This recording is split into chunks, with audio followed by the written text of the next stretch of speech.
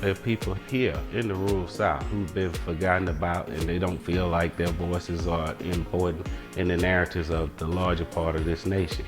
And so my perspective is trying to galvanize these people in a positive way.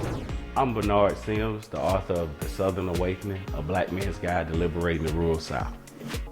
My book is about changing the narrative of people from the rural South. You know, the perception is that we just got stuck here because we didn't have sense enough to leave. But they're actually good people here with good intentions.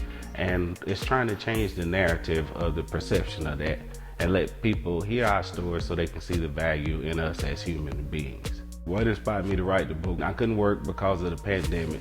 And I noticed my 8-year-old daughter looking up at the TV and seeing George Floyd screaming for his life. And I tried to shield her from that, turn the TV off, but she had saw enough. And she said, "Daddy, why doesn't that man get off of George Floyd's neck? Can he see he can't breathe?" And so I realized as a parent, you want to come up with the good answers, and I didn't have any.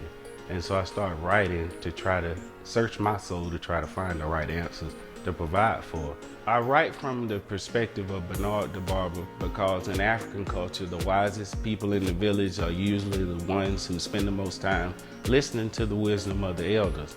And so who spends more time listening and learning from the wisdom of the elders than our barbers and beauticians in our local community? My grandma used to knit these blankets, and it was sort of like these pieces of fabric that were irrelevant, and she would sew those pieces of fabric into the larger blanket. So in the rural pockets of oppression, we need to realize that we are part of that fabric. Everyone can be part of the solution.